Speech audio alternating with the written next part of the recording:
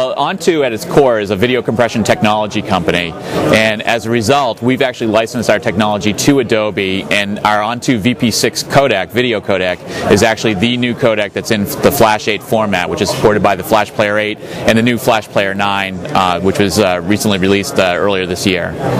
So in sort of layman's terms, what does that bring to Flash?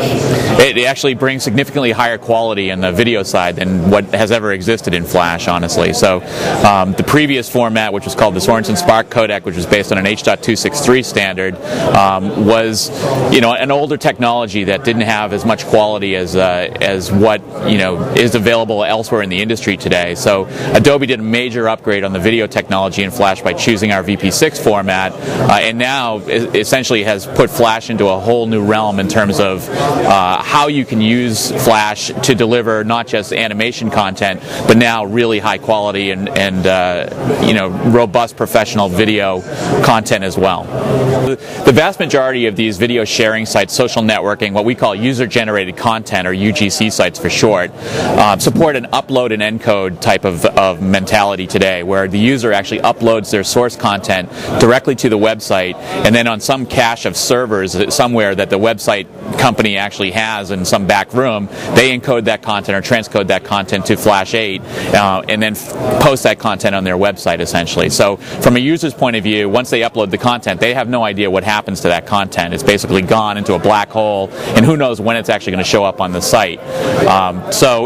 There could be a problem at the user's level from a customer satisfaction point of view, where the user actually has a fairly large media file, for instance, something they've taken off of a digital video camera, like a DV camera, which is a fairly large media file, and if they're going to have to upload that to a website, that upload could take a significant period of time if you're talking about 150, 200, 250 megabyte file.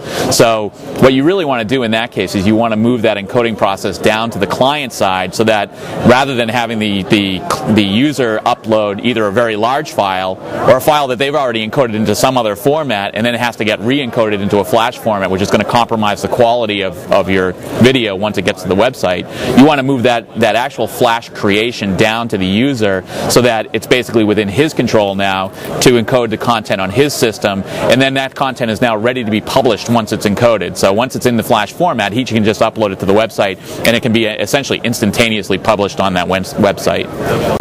So your vision then is to have community-generated content look better, maybe. And will it look better? Is that sort of where this is going? Yeah, it's twofold. It's one, to make it look better, but it's also to make it easier for the consumer in terms of how they can capture that content. So the other issue with uploading content to the UGC site and having it encoded there is that your ability to capture a live feed, like from a live webcam, and to actually get your message across, if you're going to submit like a video blog or something like that, you have to know what you're doing. You have to have an application that's going to let you capture that information and then upload that from your webcam. With the appropriate technology on the client side, you can do all that automatically for the user and make it much easier for him, and actually take the responsibility for him understanding anything about the video out of his hands, and make it easier for the vast majority of consumers who don't know anything about video to actually get into this whole consumer-generated content space. So Mike, just to be clear, so I can't download this application you show me in a minute. It has to be provided by the video sharing site.